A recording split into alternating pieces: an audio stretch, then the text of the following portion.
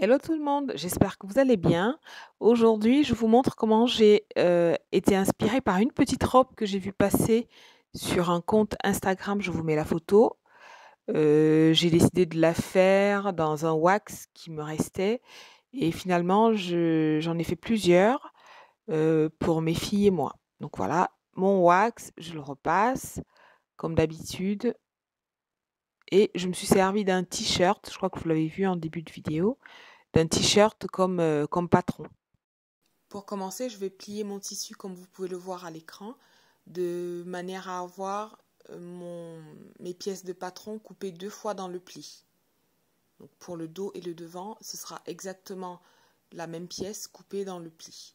Donc j'ajuste mon tissu pour avoir quelque chose de propre et surtout pouvoir respecter le droit fil.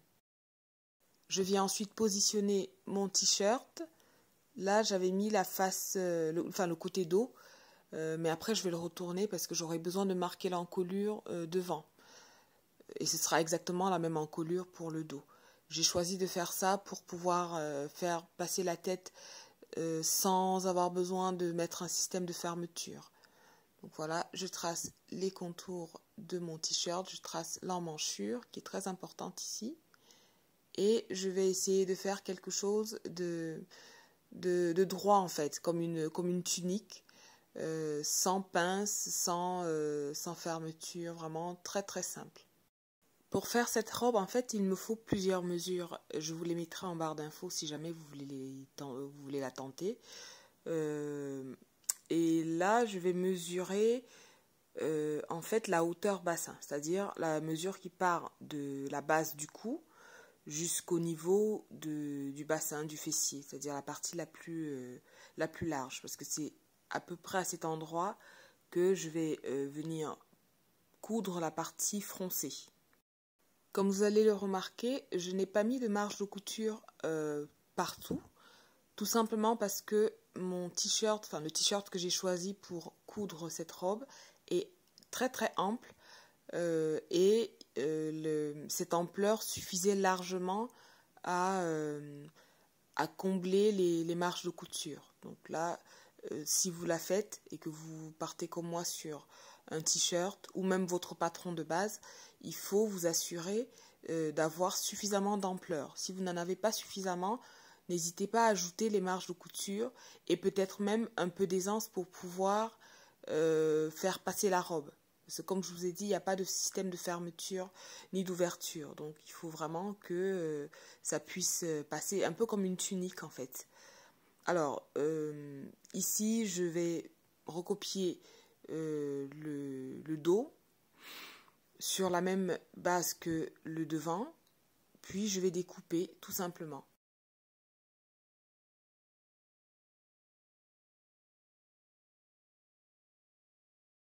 Je viens ensuite m'attaquer au volant. Pour faire les volants, franchement, c'est vraiment selon vos goûts et selon la longueur totale de la robe que vous voulez. Parce que si vous la voulez courte, le volant sera plus court. Si vous la voulez un peu plus longue ou moyennement longue, il faudra adapter la longueur du volant.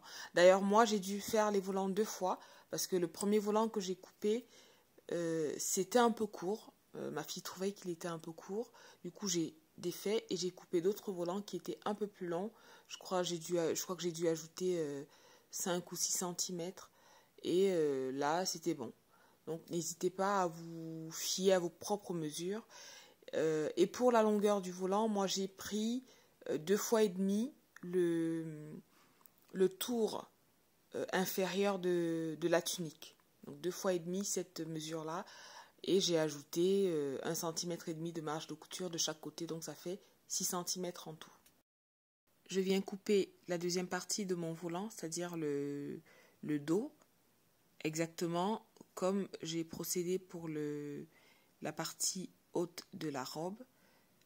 Je trace, j'épingle et je vais venir découper. Les marges de couture sont déjà incluses dans les morceaux de tissu que je coupe. Maintenant, je vais passer à l'assemblage. Je commence ici par la tunique. Je vais l'assembler très simplement endroit contre endroit et je vais faire les coutures des épaules et des côtés. Mais vraiment très simplement. Si jamais vous faites le modèle et que vous utilisez du wax, n'hésitez pas à marquer l'envers du tissu. Ça peut être très compliqué des fois de distinguer l'endroit de l'envers. Donc je vous conseille vraiment de marquer le tissu. Ça vous évitera quelques désagréments. Donc j'épingle mes côtés, mes épaules. Ensuite, je vais faire pareil avec les volants, endroit contre endroit. J'épingle sur le côté, sur les côtés, pardon, et je vais passer à la couture.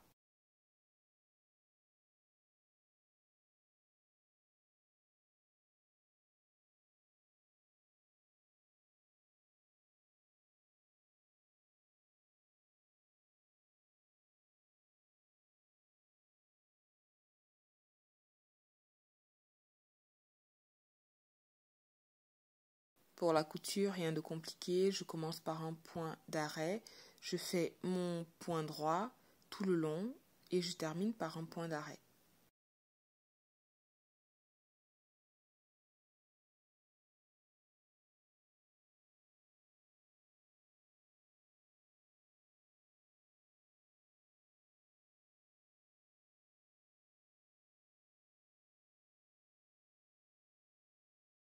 J'en ai profité pour surjeter tous les bords des pièces que je venais de coudre.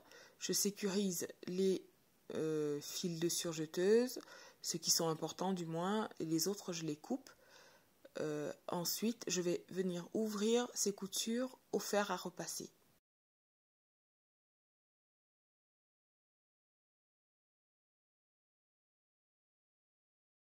Je prépare ensuite l'ourlet de mon volant.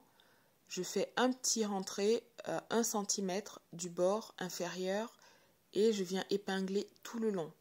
Je repasse pour bien marquer le pli et coudre plus facilement. Voilà, je fais mon pli au fer. Ensuite, je vais épingler avant de passer à la couture.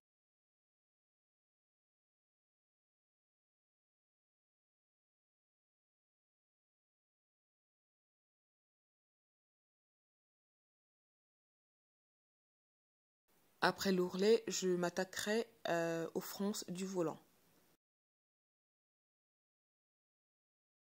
Je vais ensuite tracer la ligne de taille. C'est sur cette ligne de taille que je vais coudre l'élastique. Pour tracer ma ligne de taille, je plie ma tunique comme vous voyez à l'écran au niveau du milieu. Ensuite, je vais marquer à combien de centimètres se trouve la taille. Et puis cette ligne, je vais la reproduire tout le long de la tunique, dos et devant, et même sur les côtés.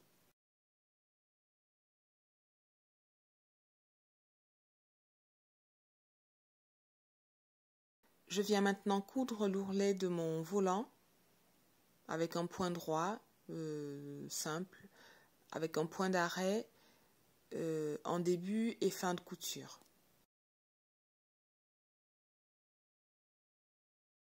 J'en ai profité pour faire 2 lignes de couture au point droit, des points très lâches et assez larges pour pouvoir former mes fronces. Alors je vous les montre. Donc, moi je fais toujours 2 couleurs différentes, une pour la bobine et une pour la canette, ce qui me permet de ne pas m'emmêler les pinceaux lors de la formation des fronces. Donc, pour former les fronces, je vous l'ai déjà montré dans mes vidéos précédentes, il vous suffit d'attraper les fils de la canette et de tirer dessus. Alors on tire assez fort pour former les fronces, tout en faisant attention à ne pas casser le fil, parce que ça peut être très embêtant. Alors, je suis désolée, j'ai eu un petit problème technique. Je pensais que j'avais filmé le début de l'assemblage de la partie froncée et de la partie robe, mais apparemment non, j'avais oublié de lancer la caméra.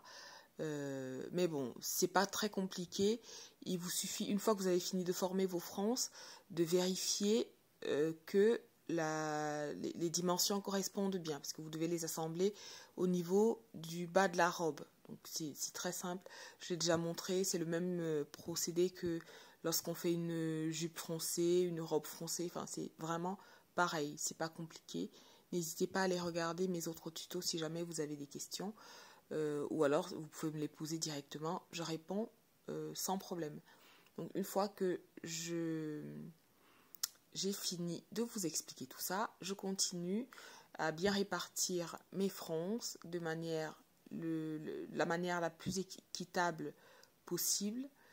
Ensuite, j'épingle et puis je pourrai passer à la couture au point droit. Alors, j'aurais pu m'arrêter à cette étape, mais j'ai voulu ajouter un élastique au niveau de la taille pour vraiment bien la marquer et faire quelque chose que je trouve plus féminin. Voilà. Donc, vous pouvez très bien vous arrêter à cette étape, il n'y a pas de souci. Vous aurez quand même une robe assez mignonne, assez coquette, je trouve. Alors, je passe à la couture des volants.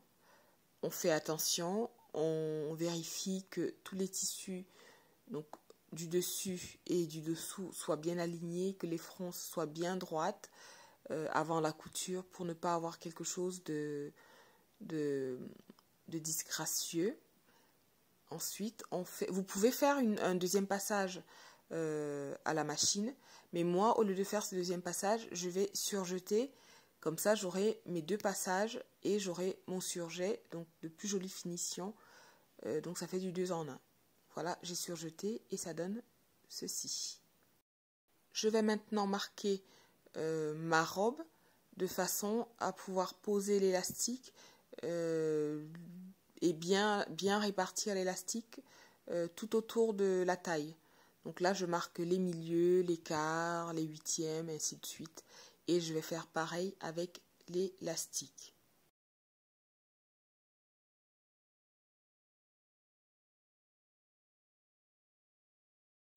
Vous allez le voir au niveau de la vidéo. Au départ, j'avais choisi un élastique très large, je crois 2 cm et demi. Et puis finalement, j'ai changé d'avis. J'ai décidé d'en mettre un beaucoup plus fin.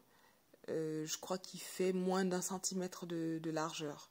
J'ai trouvé que ça faisait plus joli et c'était peut-être plus adapté parce que là c'est un modèle pour petite fille.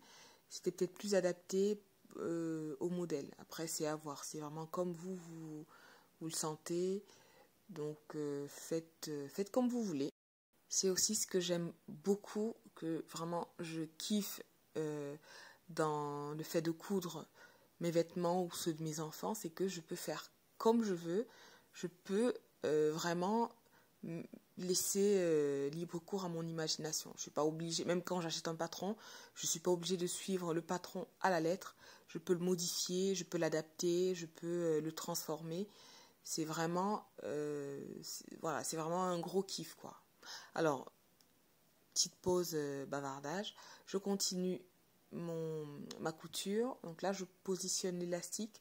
Comme vous voyez, je fais correspondre tous les repères que j'ai tracés à la craie. J'épingle et je vais passer à la couture en tirant un petit peu sur l'élastique pendant la couture. Et je fais cette couture au point zigzag. J'ai fait un point zigzag assez large qui couvre quasiment tout l'élastique parce que je trouvais que ça faisait c'était plus cohérent, voilà, tout simplement. Voilà, je vais commencer ma couture au point zigzag. Pour cette couture, je crois que j'ai fait un point d'arrêt, mais c'est pas obligatoire. Ce que vous pouvez faire, c'est de coudre tout simplement, et puis lorsque vous avez fait tout le tour, de repasser légèrement sur 1 ou 2 cm là où vous avez commencé la couture. Ça fait également un point d'arrêt.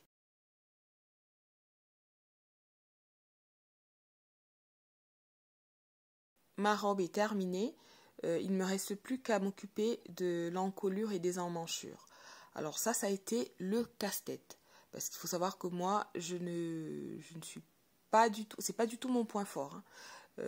Mais bon, je me débrouille et je m'améliore. Dans un premier temps, j'avais essayé de poser un billet un peu improvisé. Mais finalement, j'ai changé d'avis et j'ai surjeté toutes ces parties-là, donc encolure et emmanchure, et j'ai fait 2 rentrées d'1/2 centimètre. Et j'ai passé le tout au point droit à la machine. Donc là, je suis désolée, j'ai pas filmé. Mais voilà, je vous montre le résultat. Voilà la petite robe. Et je l'ai déclinée en 3 versions finalement. Donc là, c'est la petite dans un autre coloris. Ensuite, vous aurez la version adulte, donc la mienne, mais avec des volants, enfin avec un volant supérieur et des épaules dégagées. C'est tout pour aujourd'hui. Abonnez-vous, likez, commentez. À bientôt!